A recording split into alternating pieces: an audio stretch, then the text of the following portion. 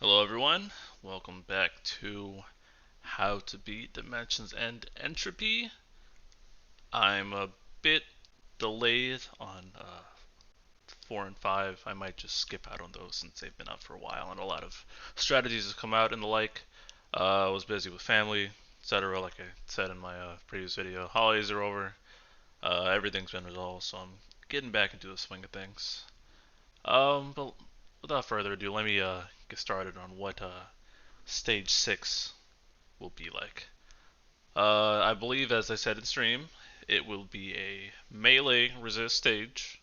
Debuffs are kind of nasty, and per usual, well, not per usual, but the trend going forward is that units released in the same maintenance cycle as a Dimensions End stage tend to be catered toward those units. So, keeping in mind that it's debuff heavy and physical resistance. I'll show off kind of what the fight is like. So first wave, I'm going to be plugging myself first, per usual. Uh, first wave is these birds and the good old fireball. Um, Nothing too big, just trash. The real meat of it though is second wave, where the real. I guess this is the first of probably three. There's three boss stages in this stage, and two trash waves. So this Phoenix, I think this was the Phoenix in the Diabolos summon, uh, level 21. But I don't remember that stage. Whatever. Regardless, yeah, magic and physical only. This thing is kind of nasty. First, it's going to start off with that it just showed a second earlier, but it's going to do its brave gain into AoE HP attack. You're not dodging that unless you bring a dodge unit. And after that, it's going to do a. If I can get to the actual attack, I skip past it. It's going to do that attack, the AOE Brave attack, and it's going to apply a framed HP poison debuff. This is why you're going to want some debuff evasion here, because as you'll see, as I do with Una here, I immediately Esna it so it doesn't get in my way. Another strategy, you could bring Lena or Afmao. Is that how you say her name? Selfie to hopefully dodge it. Or upcoming 2/7 Ignis, but that's a little farther ahead, so I don't worry about that right now. But yeah, that's one main reason you want to bring some debuff evasion. After that, even if you break it, it's going to do a. Let's see. No, I launched it there. Come on, come on. It's going to do a bravery gain into HP attack, about 5k ish. So you're gonna want to account for that just regarding getting your units nuked. Other than that, it's gonna do some just brave attacks unless it's unbroken, then it might HP attack you. Nothing big. Knock its HP down, and it's going to come back. I think with brave hits. Yep, it does come back with brave hits. Now I think it's impossible to get broken by this and still have its turns in front, but it's gonna have a lot of bravery because it's gonna hit you hard. So you're gonna want to shade that down immediately, and it's gonna get a lot tankier after it revives. So just something to take into consideration. Once you kill that though, it's a oh, what I should also mention is that it's gonna probably get those AOE attacks off again. So just if you see all prepared, same pattern. It's going to do the Brave gain into HP, and then it's going to do the AoE Brave hits plus debuff. But as long as you're adequately prepared with heals and debuff evasion, you should be fine. Let's see. Next, after that, some trash. These little weird looking plant dudes. They don't matter. The real meat is the Kuja boss on the. This is the fourth wave. It's got the self and ad buffing main boss, and the two ads are particularly annoying, mostly because they hit kind of stupidly hard for no real reason. You some kind of splash or AOE damage is probably best to take them out, but yeah, you see they break you in a and then this thing's gonna come over and break deuce. Like they just keep doing that. You want to take them out as fast as possible. The details for this boss are already out there, but I just know it throws out buffs. And once the ads are killed, which I do eventually, I swear. Right? Maybe. Wow, it took forever to kill them. Oh, I did it all at once, so that's fine too. I know that if it does revive the ads eventually and do some nasty what's it called? Debuffs with bad breath eventually, as per all Malboros do. But if you have enough splash damage or you time your single target damage well enough, you won't give it an opportunity to summon the ads again. Or you could do like I did in this video and let them pop back up. Because let's see. Yeah. So it's dead. It does some nasty brave attack. I think after doing bad breath in your entire team, and then it'll resummon the ads. Like here comes the bad breath, right? Yep, there it is, and it's got brave hit, so be careful. But yeah, it'll do a brave hit when it's got basically no buffs left. It'll do that, which can kill you if you get broken, and then resummon the ads. Thankfully, if you kill the boss the second time before you kill the ads again, the ads will just die. So you're just chilling right there. But yeah, another part of the stage, you just gotta watch out for debuffs, and also at the same time have sufficient DPS to actually kill these things. Uh, and then the last wave is the good old Ultima weapon. I forget what last chapter that's from, but that's not a fun boss. And you also have another Malboro, which is more just starting out with debuffs and just annoyingness. Emperor is good here. I'll go into that later, but yeah, he's pretty good. Let's see. What does this do first? Yep, debuffs galore first turn. You already know. Typical Malboro things. What you want to do on this wave is you want to take down the Ultima weapon first, because once it gets to a certain threshold or a certain amount of turns, I don't know what it is, but eventually it's gonna start targeting itself, and it wants to buff itself and give itself massive framed physical and magical resistance up, which is not fun to deal with because it'll do a massive brave gain also, and it's just nasty. You don't want to deal with it. So my preferred strategy is get in summon when it targets itself. Wait as long as possible, and then just let loose on it. Because the Malboro isn't really that much of a threat, thankfully, because it doesn't have any I don't think it has any crazy nasty HP attacks, but usually I can delete this thing fast enough to where it's not really the biggest issue on stage. And once you get to the end of that, it's just over. It's killed. Oh yeah, trashed it on this one.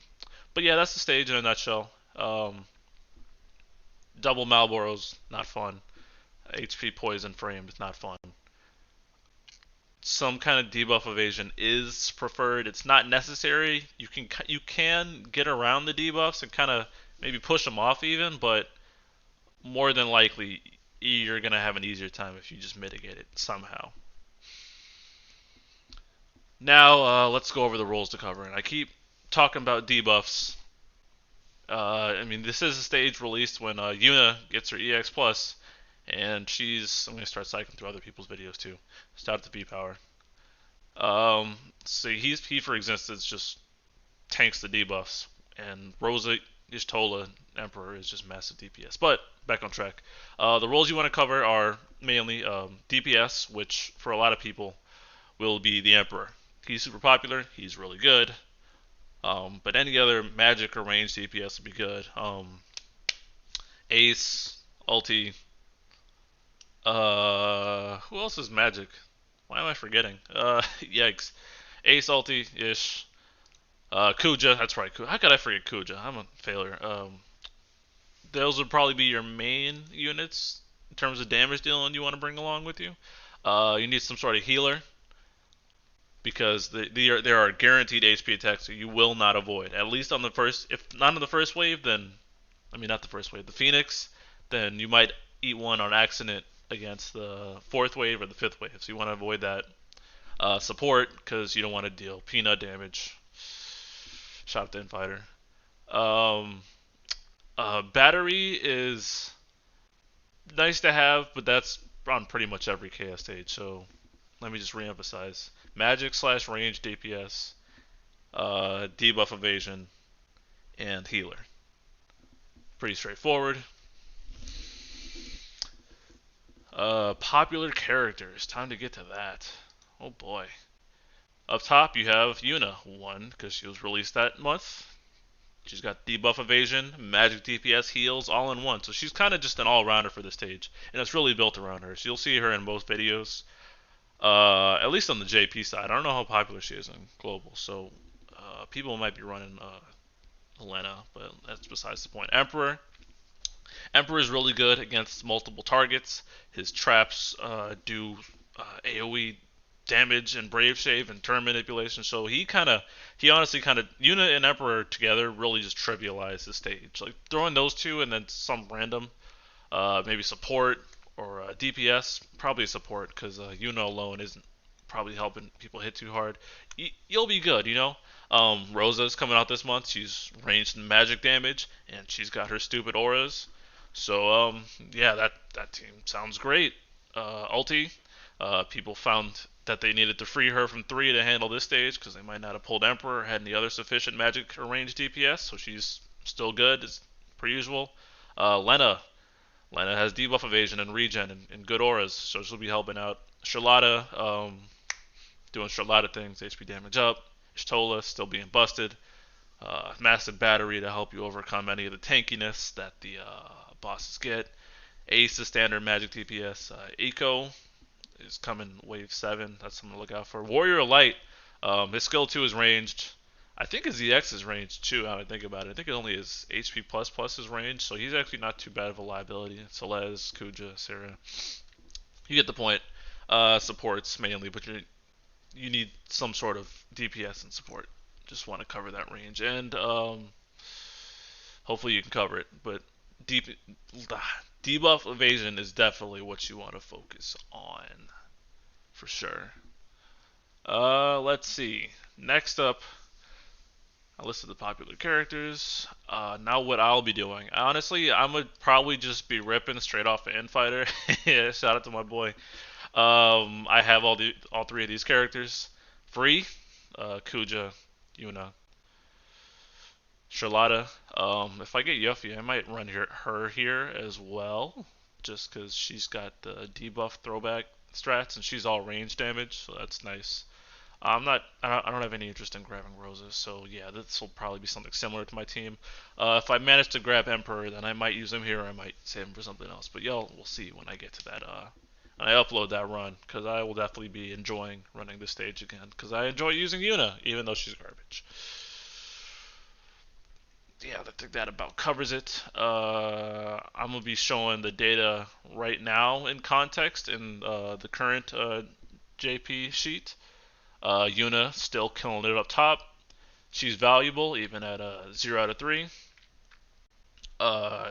Emperor again still popular. Like this snapshot I showed here, those numbers continue just because those characters are just real good on this stage. They released that month. That's how it's gonna be. Rosa, Ignis for his debuff evasion. Shtola, Selfie debuff evasion. Ace, magic DPS. Lael, magic DPS, Ulti, magic DPS. Setzer, magic and roll. Yeah, Setzer's a good choice here too, just because his utility. Renoa, she's got her splash. Kuja, yeah. You're seeing a trend here. It's either debuff evasion, ranged or magic support, or ranged or magic DPS. That's the roles you want to cover. Pretty straightforward. Just scroll through some teams at the time. Selfie, Ulti, Yuna. Aura extension, DPS, heals, Rosalena ulti is just all these just covering these roles. Can't get more straightforward than that. Yuna, Vanille, Celeste, just pump out the damage, keep up the heals. I predict in global it's going to be a lot of Emperor. I don't know about if Yuna will be run. Like I said, it might be a lot of Emperor, Lena, third. But I'm curious to see how the data pans out. It's funny seeing, or not funny, but just interesting seeing the data in context between the two versions. Oh, summon wise, before I close out, um, I tend to bring Ifrit on this stage. Brothers Ultimate will be out, I think, same time as 6 in global. So if you're bringing a lot of battery happy teams, Brothers might be a good choice. Shiva for the guaranteed attack up at a lesser cost. But yeah, the stage is pretty flexible. I think it's pretty fun. You can avoid the debuffs if you like, but it's going to be a little strange. You might have to brute force it. But yeah, I hope this was very helpful. I'll be posting links in the description to help people get any more resources. Be sure to like, subscribe, and share this video around. Share the knowledge, help people out. You feel me? Um, Drop any questions you got on potential team compositions in the comments section, and I will get to you when I can. I'm just gonna cycle through these tabs that I opened just to show off some teams. Rosa, Atlanta, Ace. And I'll try and help everyone where they can. This is a fun stage, I think. I think all Dimensions End stages are fun, except for 3 and 14. But that's a complaint for a different video. All right. Thanks for watching, y'all. Peace. Have a good one. Good night.